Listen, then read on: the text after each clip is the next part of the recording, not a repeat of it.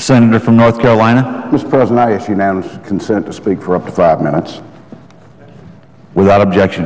Mr. President, I want to join my colleagues today to discuss the administration's misguided foreign policy, especially as it relates to Afghanistan and the threat of al-Qaeda, the Taliban, and the Haqqani network.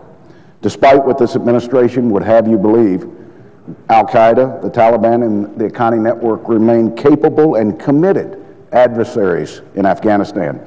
They are a clear strategic threat to the safety, the security, and the stability of the region, and continue to commit to acts of violence against U.S. troops, plot against U.S. interests in the region and here at home. Yet for some reason, this administration has time and again failed to recognize the simple fact, or worse, they've chosen to ignore it. Al-Qaeda is not decimated, regardless of what Ambassador Rice may have communicated to the American people. Its senior leadership continues to plot devastating attacks and, more troubling, serve as an inspiration to a series of affiliates in Yemen, Somalia, Iraq, and elsewhere. These affiliates are plotting against the United States of America, here at home, with the guidance, advice, and financial support of al-Qaeda's senior-most leadership. The al-Qaeda brand is alive and well, and the Obama administration's AFPAC strategy to end the conflict, not win it, reveals a profound failure to analyze threats in the region, the world, and the United States of America. Despite what this administration would have you believe, leaving Afghanistan before our work is done will not end the fighting. We cannot take the pressure off, or our enemies will bring the fight to our doorstep here at home. But al-Qaeda is not alone in Afghanistan. It's well established that the Haqqani network, one of the deadliest adversaries, is the link between the Taliban and al-Qaeda. A direct link.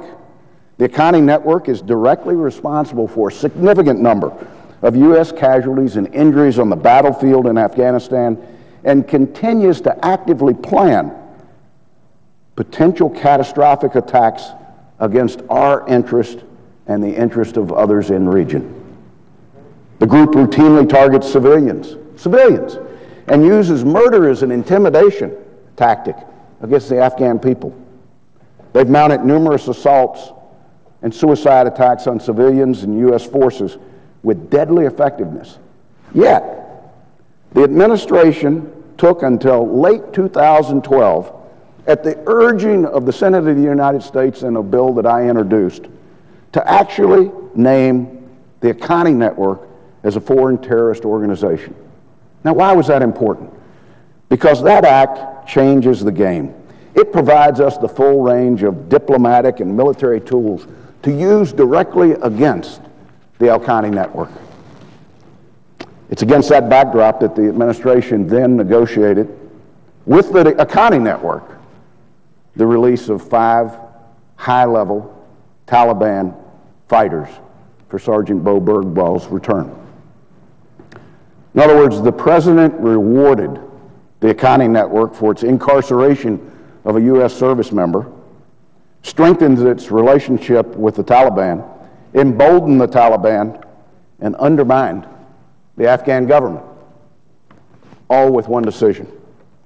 Does anyone in this administration believe that 5 high-ranking Taliban officials, when set free, would not return to the fight? If they do, then they haven't paid attention for the last decade or longer. I understand that this nation is weary of war. I understand the sacrifices made by our service members, and I work every day to ensure that our brave members, veterans, are provided the care and the treatment they deserve. Their efforts should not be in vain. Mr. President, as we're here today, Marine Sergeant Kyle Carpenter will receive the Medal of Honor. 19-year-old when he signed up to go to the Marine Corps, a young Marine in combat to save his fellow Marines. He jumped on a grenade. Kyle Carpenter lived, not only lived after 40 surgeries. Today, he just completed his freshman year at the University of South Carolina at 24 years old. He's an American hero.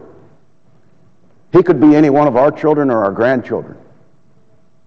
What makes this country great is that we have people like Kyle Carpenter that step up when asked, and they do more than we could ever ask of them. Our service members served and sacrificed overseas so that we could be safe at home. We cannot, in good faith, let the administration dishonor their efforts with a misguided policy. The continued drawdown of U.S. and coalition forces in Afghanistan will provide Al-Qaeda, the Taliban, and the Haqqani network with a safe haven to train operatives and plot further attacks against the United States of America and our allies. Contrary to the campaign statement of the President and Vice President, Al-Qaeda is not on the run, and I urge this administration to avoid further actions that may endanger our nation. Mr. President, I yield the floor to Senator Inhofe.